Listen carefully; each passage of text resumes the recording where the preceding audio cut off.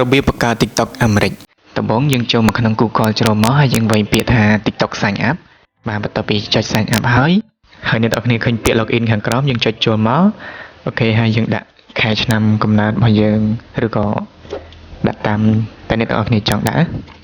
បាទបន្ទាប់ពីអ្នកនរគ្នាដាក់ហើយយើងចុច next តមកអូខេហើយយើងដល់កន្លែង email យើងដាក់ email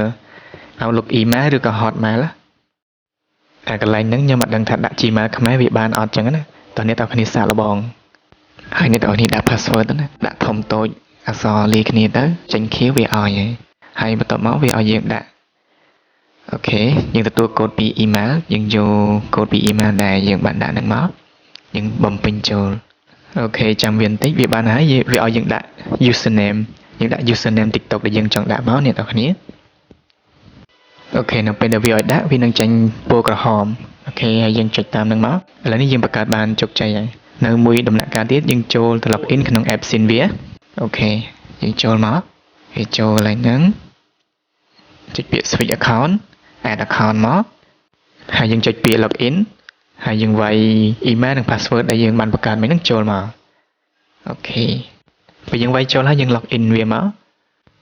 ហើយវាទាមទារយើងផ្ទៀងផ្ទាត់បន្តិចយើងចុចតាមវាមកវាឲ្យយើងចុចសញ្ញាដែលមានសញ្ញាដែលស្តៀងគ្នាដូចគ្នាអូខេយើងធ្វើតាមវាប្រាប់មកអត់មិនខុសលេខ2អូខេ confirm មកអូខេជោគជ័យហើយឥឡូវនេះយើងត្រូវការលេខកូដ6ខ្ទង់ម្ដងទៀតយើងចូលមកក្នុង Gmail ដែលយើងដាក់មុននឹងមកអូខេ TikTok វានឹងផ្សាយចូលហើយយើងវាយចូលមកយើង login រួចជាការស្រេចឥឡូវយើងទៅ check មើលថាតើវាជា account ខ្មែរឬក៏ account USA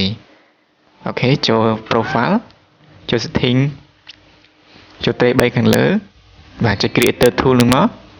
អូខេ USA បានសម្រេចហើយបាទនៅតែរងចាំឲ្យបានមួយខែហើយយើងផលិតវីដេអូបដាទៅ